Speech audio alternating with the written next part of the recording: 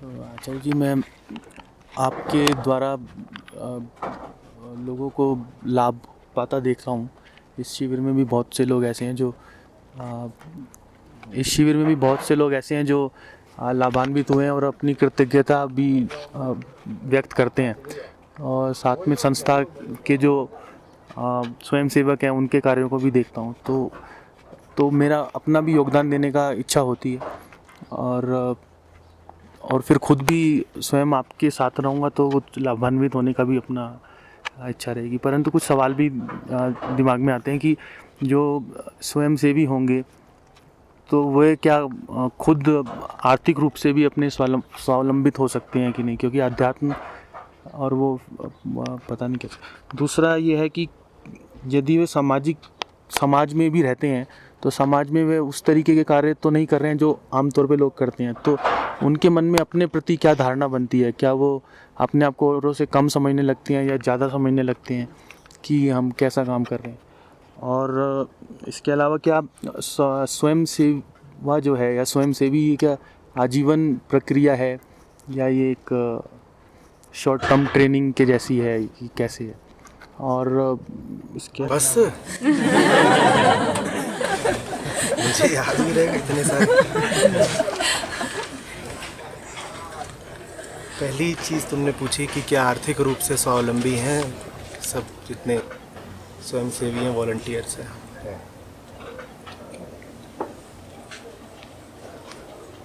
खर्चे कम हैं। लोगों के जिन चीज़ों में बड़े खर्चे हो जाते हैं वो यहाँ पर कोई करता ही नहीं। खर्चे कम हैं।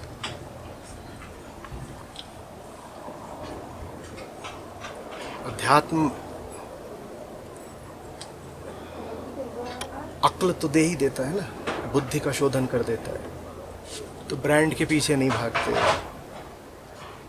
वीकेंड पे जाकर के शराब में और मनोरंजन मस्तीखोरी में पैसा नहीं उड़ाते। इन चीज़ों में बहुत पैसा लगता है। वो पैसा जब नहीं व्यय होता तो एक औसत सी आमदनी में भी मज़े में स्वावलंबन हो जाता है।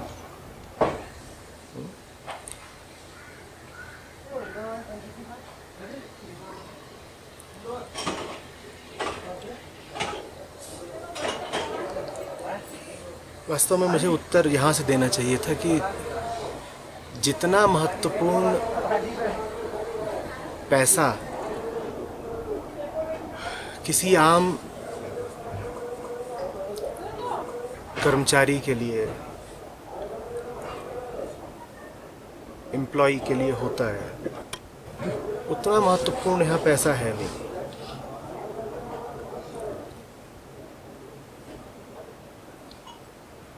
पैसे की अपनी उपयोगिता तो है ही, कपड़े लत्ते के लिए चाहिए, आने जाने के लिए चाहिए, उतना रहता है सबके पास।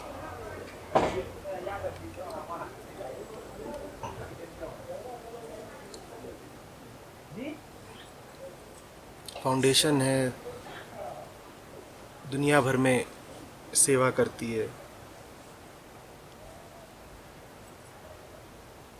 तो जो आंतरिक लोग हैं उनकी भी कुछ सेवा कर ही देती है। ऐसा तो नहीं कर सकते कि बाहर वालों का सबका ख्याल रखें और अंदर वालों के साथ बेरुखी हो जाए। तो एक न्यूनतम समर्थन, न्यूनतम आर्थिक सहारा तो सबको जाता ही जाता है।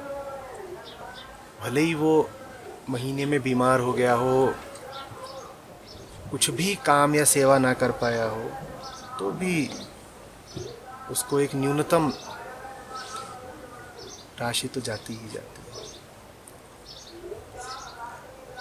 और जो लोग बढ़ चढ़ के लग के श्रम करते हैं, आगे बढ़ते हैं, वो अपने लिए और ज़्यादा अर्जित कर लेते हैं।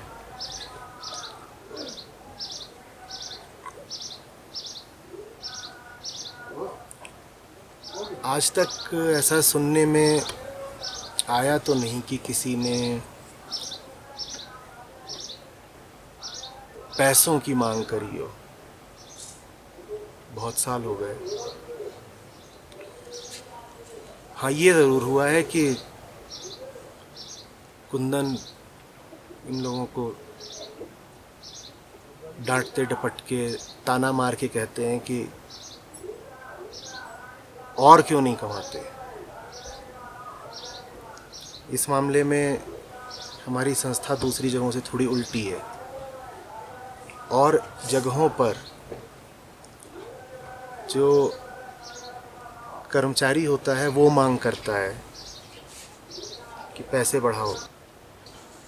हमारे यहाँ ऐसे भी लोग हैं जिनको 2-2 3-3 महीने ख्याल ही नहीं आता कि चेक कहाँ है। फिर उनको डांट पड़ती है, तुम्हारा तो अभी तक क्रेडिट नहीं हुआ।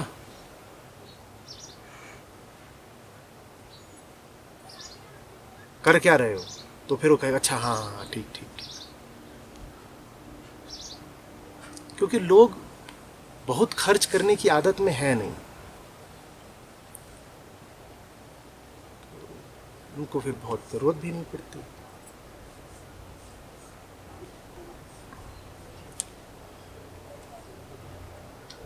ऐसा तो कोई भी नहीं होगा जो कहे कि आर्थिक तंगी इतनी है कि इधर उधर मांगना पड़ता है, हाथ फैलाना पड़ता है।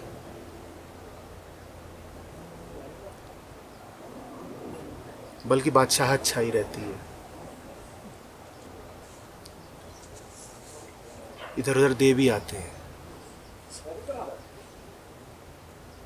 और फिर 2-4 महीने बाद ख्याल आता है कि दे आए हैं। कहते हैं अब 4 महीने बीत गए, अब मांगे कौन, दे दिया तो दे दिया, छोड़ो। तो पैसों को लेकर के तो कुछ ऐसा माहौल रहता है। माहौल ये रहता है कि माहौल ही नहीं रहता, नॉन इशू है। इस मुद्दे पर ज़्यादा बातचीत होती नहीं है।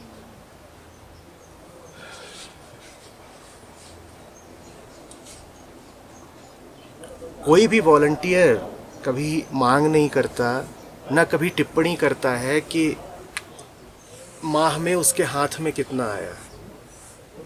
न मांग करता है, न अच्छा बोलता है, न बुरा बोलता है।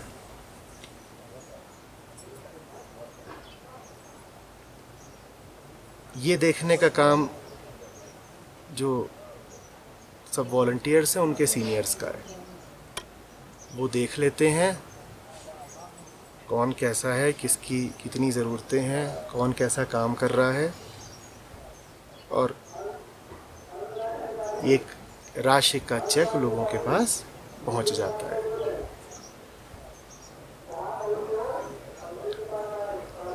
मैं याद करने की कोशिश कर रहा हूँ अभी भी कि आखिरी बार ऐसा कब हुआ था कि इस बात को लेकर कभी किसी ने आपत्ति छोड़ दो टिप्पणी भी की हो। ये टिप्पणी भी नहीं करते कि थैंक यू। ये जब चेक आता है तो थैंक यू भी नहीं बोलते, आ गया ठीक है, आ गया। आने जाने वाली बहुत चीज़ें होती हैं, ये भी आ गया, अच्छी बात है।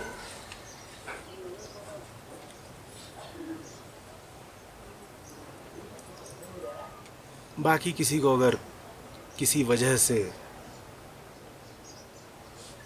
आवश्यकता पड़ ही गई तो संस्था अपने आप में पूरा परिवार है।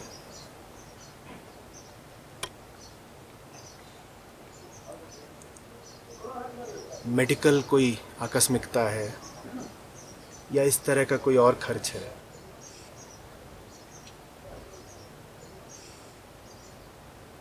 तो वो करने के लिए किसी को सोचना नहीं पड़ता, वो हो जाता है।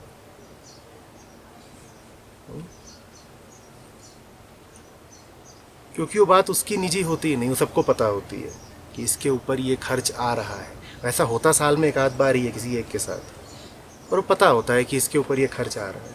और अगर आ रहा है तो उसमें फिर उसको नहीं उठाना पड़ता, संस्था उठा लेती है। तो इस तरीके से चलता है काम। ये वो आम मॉडल नहीं है कॉरपोरेट वाला, जिसमें कोई सीटीसी तय हो और जिसमें हर महीने इतना जाएगा इतना नहीं जाएगा, और ये सब।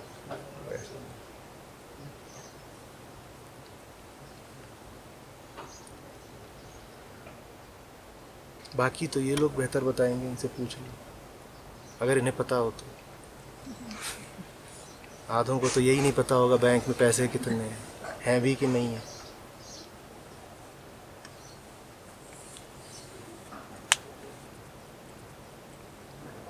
और क्या कह रहे थे? लाइफ लॉन्ग है, ये जाने लाइफ लॉन्ग है कि नहीं, मुझे क्या पता, ये क्या पता। ना हमारे यहाँ अटेंडेंस लगती है, ठीक है, ना किसी की कोई एम्प्लॉई आईडी है, और क्या क्या होती है, ना किसी का कोई स्वाइप कार्ड है। तो पहले होता था, आज से कई साल पहले तक लोगों को ऑफर लेटर और एक्सेप्टेंस लेटर्स दिए जाते थे। अब तो वो भी नहीं है, जो आ गया वो आ गया, दरवाज़ा खुला, आ जाओ काम करना शुरू कर दो, बैठो। जो नए लोग आए वो बताएंगे फिर तुझे मिला ऑफर लेटर। अब उसको भी सवाल उठाओगा, ये तो अजीब है, महीनों से लगा हूँ और मैंने तो कहीं साइन ही नहीं करा। ऐसे ही दरवाज़ा खुला रहता है, जो जब आना चाहे आए, जो जब जाना चाहे जाए। आम तौर पे जाने वाले कम होते हैं, जो गए भी हैं रूठ के वो कुछ महीनों में अपने आप ही लौट आते हैं।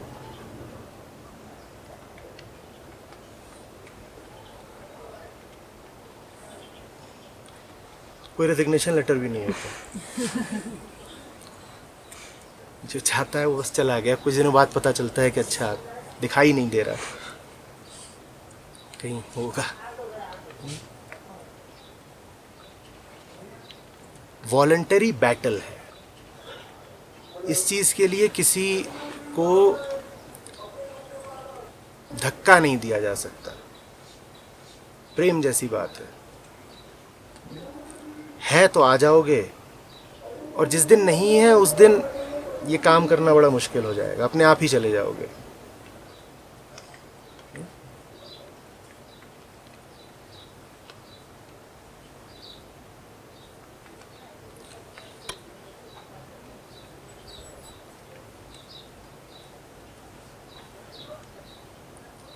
मैं तो कहता हूँ इनसे कि कुछ तो सामान्य लोगों जैसी हरकतें करो।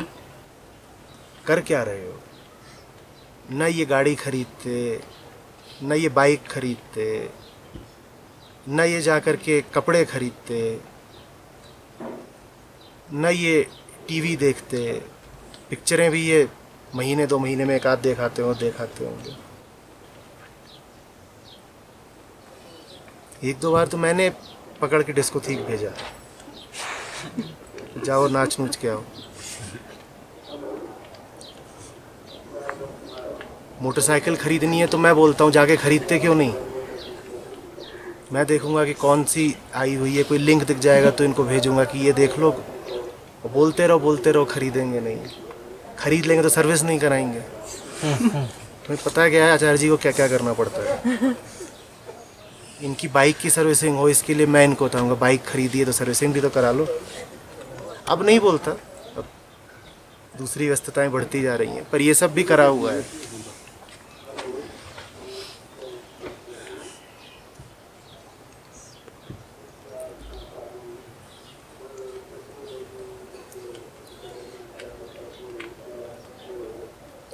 क्या क्या तुम्हें बताऊं? इनके लिए कपड़े कौन खरीद के लाता है?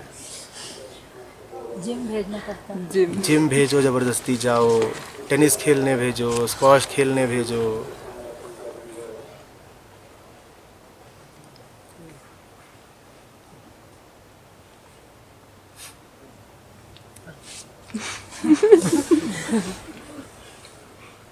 आचार्य जी, हालांकि इससे आपका तो कंट्रीब्यूशन पता लगता है कि आप कितना ख्याल रख रहे हैं, पर जो दूसरी साइड से जो स्वयंसेवी हैं उनके बारे में ऐसा ख्याल आता है कि वह अपनी जिम्मेदारी खुद ना लेना चाहें तो एक ऐसी जगह आ गए हैं कि अब हमें कोई और ही संभाले, जो कि एक आध्यात्मिक या मानसिक उन्नति हाँ, तो हो वैसे ही सकती है। थी, पर अपने आप को किसी पर इनकी डाल ही देना। व्यक्तिगत जिम्मेदारी अब ये अपने ऊपर नहीं रखते, दूसरी बड़ी जिम्मेदारी पकड़ ली है ना, दूसरी बड़ी जिम्मेदारी पकड़ ली है, तो अब शर्ट पैंट कुर्ता पैजामा इसका ख्याल कम रखते हैं। तो इसलिए वो जो इनकी छोटी चीज़ें हैं वो फिर किसी और को देखनी पड़ती हैं।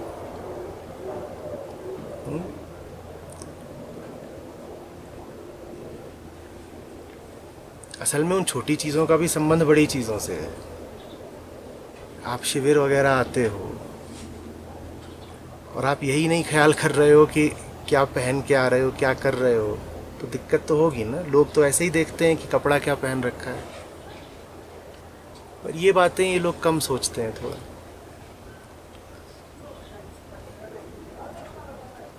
तो अपनी व्यक्तिगत जिम्मेदारी नहीं उठाते, उसकी वजह ये नहीं है कि गैर जिम्मेदार है, कुछ गैर जिम्मेदारी भी होगी, पर ज़्यादा बड़ी वजह है कि जो दूसरा काम है, जो बड़ा काम है, वो इतना बड़ा है कि उसके सामने अपनी ये सब बातें कि नया जूता खरीद लूँ या नए चश्मे खरीद लूँ, ये सब बातें याद नहीं रहती।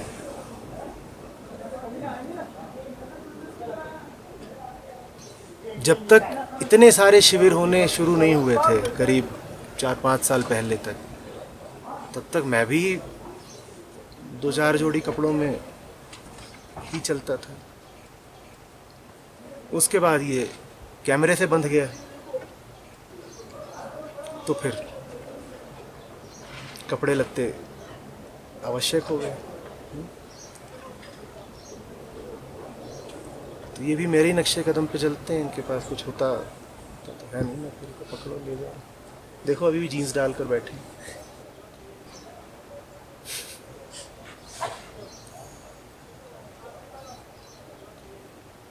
आध्यात्मिक शिविर में लोग क्या कहेंगे? आप लोग घर जाओगे, बोलोगे क्या कि अरे आध्यात्मिक फाउंडेशन,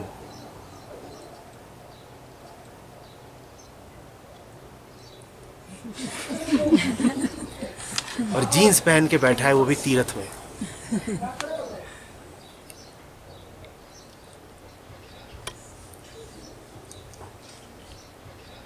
पर वास्तव में अंदर का माहौल कैसा है, वो वही समझेगा जो अंदर आकर देखे। बाहर से देखने में समझ में नहीं आएगा, और ये भी हो सकता है कि उल्टा पुल्टा अर्थ कर लो, शंकाएं होने लग जाए। क्या हो रहा है वो अंदर आकर ही पता चलेगा। मैं नहीं कह रहा कि कोई आदर्श माहौल है या कोई सपनों जैसी बातें चल रही होती हैं कि स्वर्ग तुल्य बोध स्थल है, वो सब नहीं है। लेकिन एक बेखुदी, एक बेफिक्री तो है ही।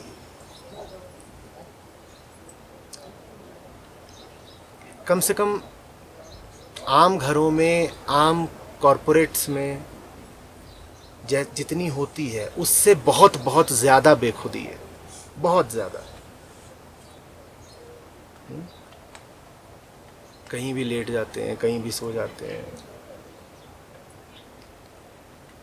हमारे यहाँ कोई नहीं बुरा मानने वाला अगर तुम उसको कह दो कि यहीं ज़मीन पर सो जाओ, बल्कि ज़्यादा उनको तकलीफ़ तब हो जाएगी अगर कहोगे कि जाओ बिस्तर लेके आओ और बिछाओ और ये करो, तब कहेंगे ये गलत हो रहा है हमारे साथ।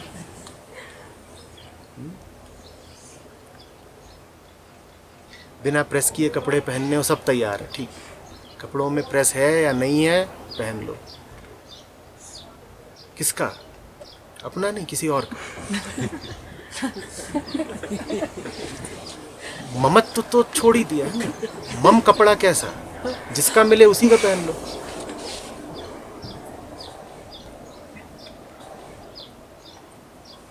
इसके ड्राई फ्रूट्स खा गए, उसके आम खा गए, फिर कहेगी फ्रिज में आम ला के रखे थे।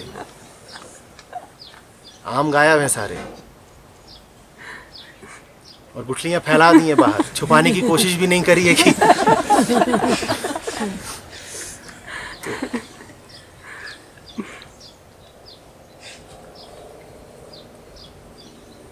ऐसा है।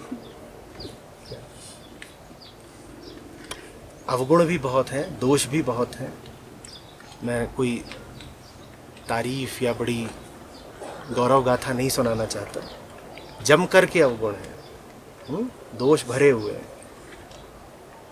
लेकिन कुछ अलग है, दुनिया से अलग है। और क्या लगता है?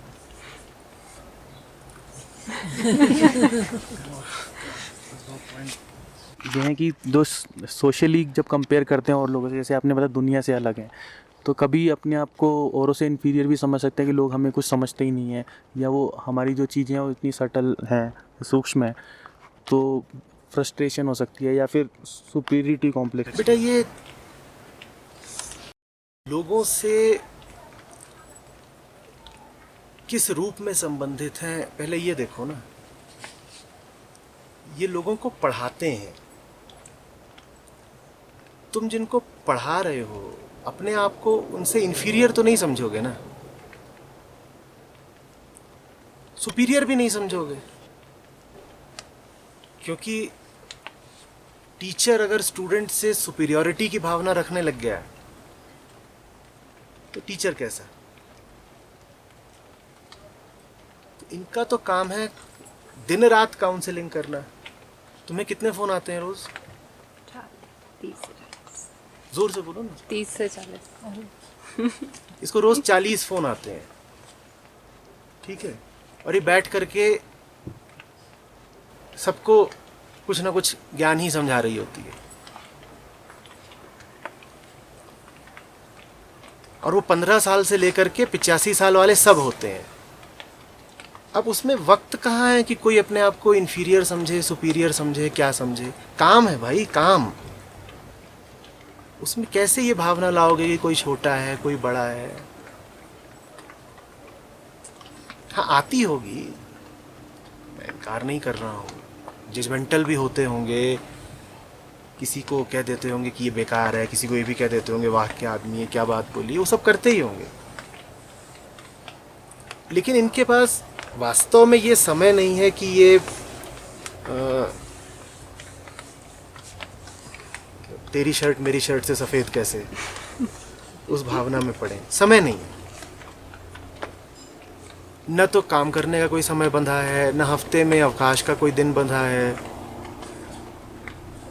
काम देखते हैं कि काम इतना बाकी है, अब उसमें अगर 7 दिन काम करना पड़े तो 7 दिन करो, 24 घंटे करना पड़े 24 घंटे करो।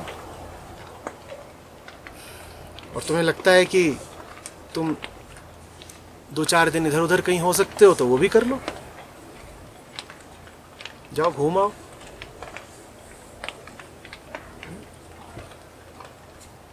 तो वो जो पैराडाइम ही है ना इन्फीरियरिटी सुपीरियरिटी का, वो बहुत यहाँ प्रासंगिक, एप्लीकेबल नहीं है।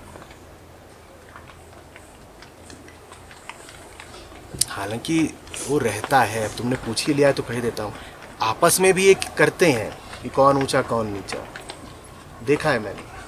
उसी को तो कह रहा था ना कि अवगुण भी हैं दोष भी हैं, तो वो तो हैं, लेकिन उन चीज़ों पर चलने का इनके पास वक्त कहाँ है।